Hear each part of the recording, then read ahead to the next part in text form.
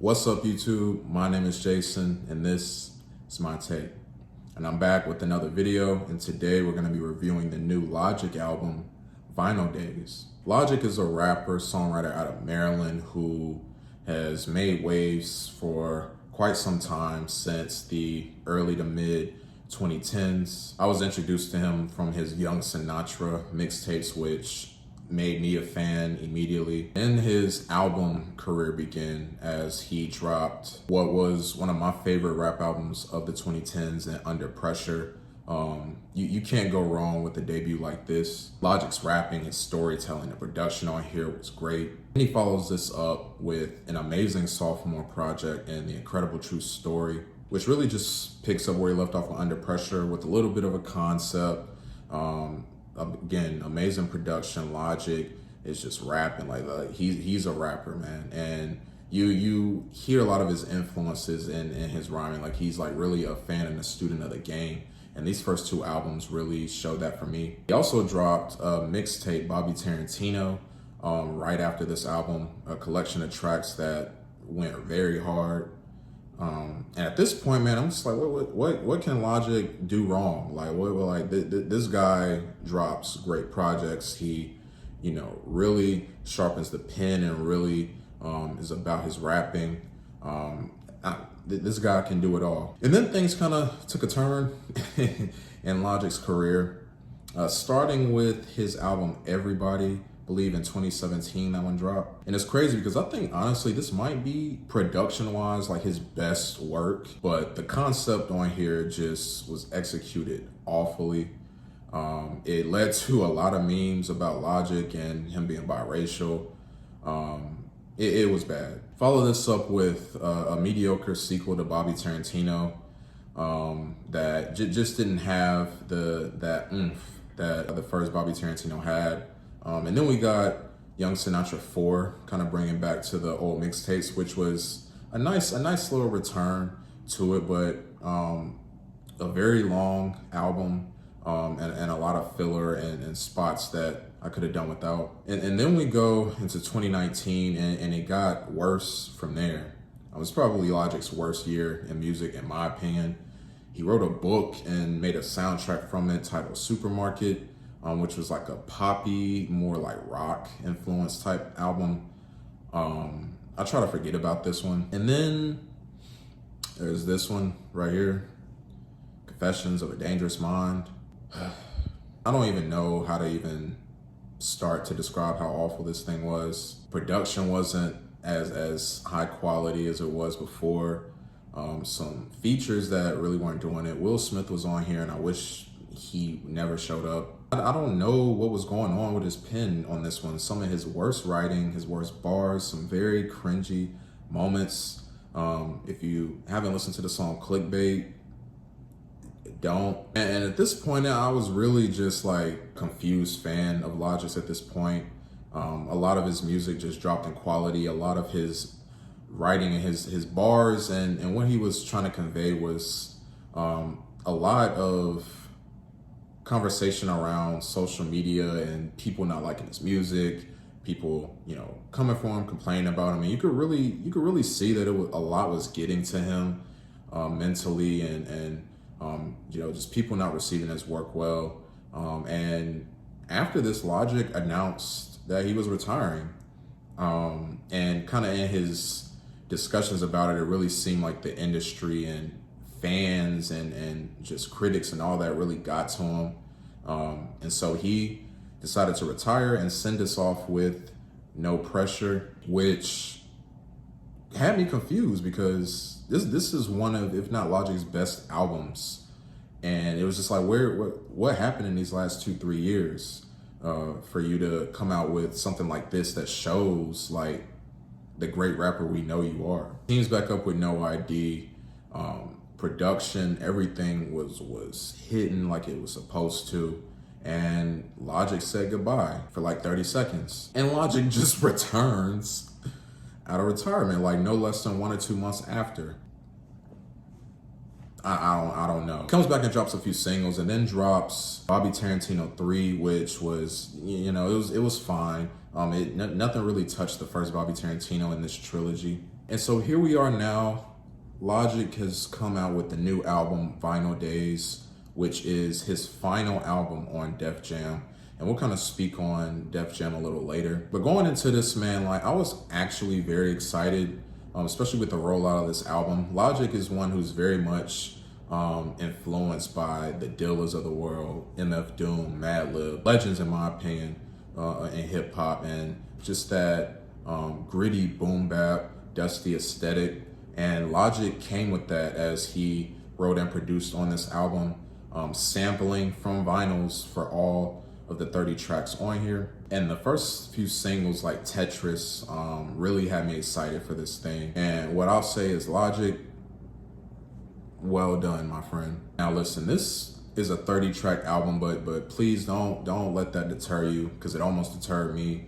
But they're like 9 skits, so it's really like 21 tracks, but a lot of these tracks get in and get out, you know, anywhere from 1.5 minutes to like 2.5 minutes. But Logic just really looking like he's in his comfort zone. Like I feel like I haven't seen Logic this comfortable. And the sound of this album, that boom bap, these amazing samples, these dirty, gritty drums, Logic really came through on this one, and it was a sigh of relief for me, because as of late, Logic, you never know.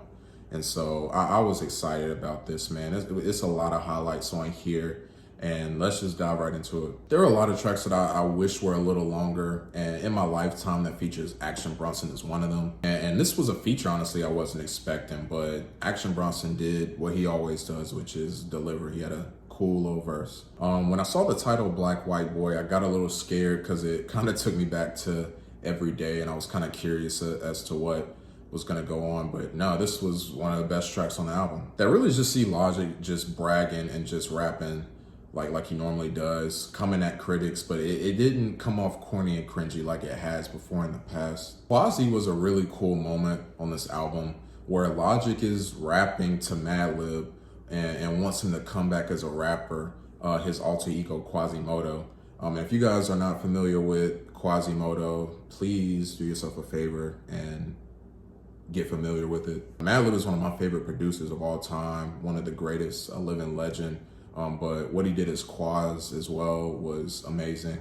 And it was cool to see Logic like kind of, you know, spit to him and saying like, I wish you were back as a rapper as well. Clouds that features Langston, Bristol, and Currency was a chill, hazy banger. And Logic was rapping fast and like his typical fast rapping flow, but it was executed perfectly on this track. Like it was the perfect beat for him to have this type of flow. And Currency pops up on the end of this track with the beat switch, what kind of made sense because I couldn't have seen Currency on the first half of this song with how fast the track was compared to the second half.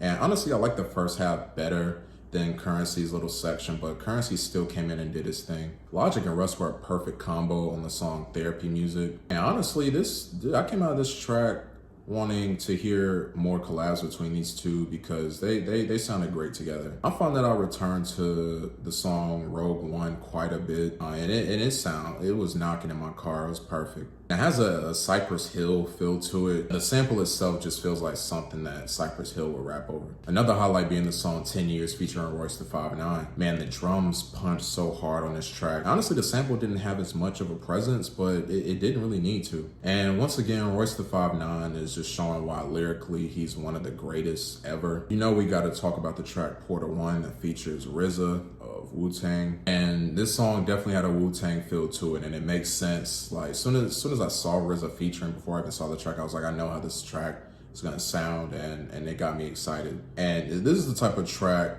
that where you gotta bring it, because you know if Wu-Tang was on here, like they demolished it. And Logic did what needed to be done, and I was very satisfied. And the RZA came in and was rapping too, which I loved. I really like RZA as a rapper, not just a producer. And his off-kilter flow, I always have loved it. Like him rapping on beat, I don't want that. I don't. It would be weird if he did. Introducing Nezi was a very big highlight for me. And on this track, Logic introduces Nezi Momodu. Sorry if I pronounced that wrong. I don't know if she's a new Rat Pack member or something, but She came in and she was honestly the best feature on here.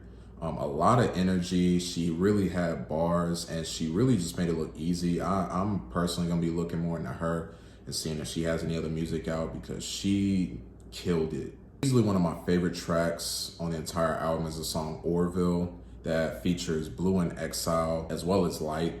And I was very excited about this track because seeing Blue in Exile on the album of a more mainstream artist is great. Blue is one of the best rappers out, period. Definitely popular in the underground, but you guys should definitely check him out if you haven't.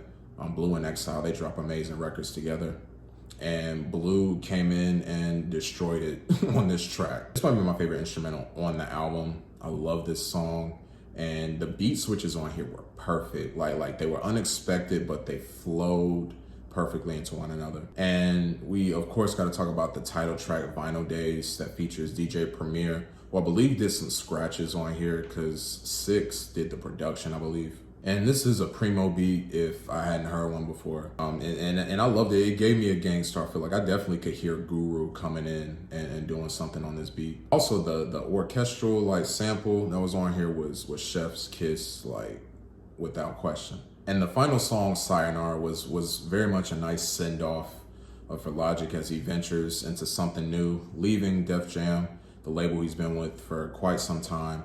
And this was an interesting track because Logic started to kind of talk about some things that we have been hearing about in terms of his issues with Def Jam as a label. But I like how he did it here. Like he, listed off a lot of people who did right by him and people he appreciated. And also kind of, mention the fact that there were some people who were kind of trash and he didn't name them. He didn't do all that. But I like that he still gave credit to Def Jam and what they did for him. But labels, they do dirty things, so I'm not even surprised that Logic had other things to say. Now, throughout this track list, there really weren't that many songs that were underwhelming, but I did want to touch on a few. First being the song Bleed It, which didn't have too much going on for me personally. It felt Beastie Boy-esque, which isn't bad. It's just like not really my favorite, not what I'm going to. I wish there was a bass line on the track LaDonda. It would have gave it a little more for me.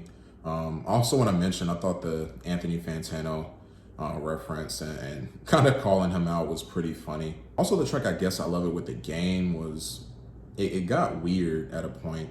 I thought Logic and the Game both were great rapping wise. Honestly, I felt fine, but then the song transitioned and Logic and the Game start singing, and why? Like I really wish that didn't happen. This song was perfect how it was before this transition. But overall, it's not an awful track, but I wish that part wasn't there. Also, another thing that I didn't like was Funk Flex and how he was in this album. It felt like he was going for like a DJ drama and how he was on Tyler, the Creator's last album. But I found myself very annoyed with Funk Flex on here. When I watch Funk Flex freestyles, he annoys me too.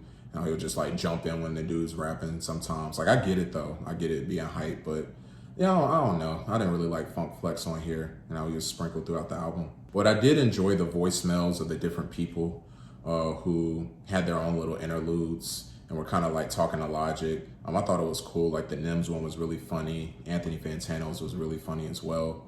Michael Rappaport's was pretty cool. So I really enjoyed that as well. But listen, man, Logic, this was a great send-off, man. This is something I didn't know I would get again from you. It seems like Logic was definitely in his zone, definitely in his element. Came through with amazing production, amazing rapping. The features brought it on here. This was a great record. This is definitely one of Logic's best. I can't say it's his best. I don't know if I can say that yet, because Under Pressure and No Pressure, those are two really dope albums.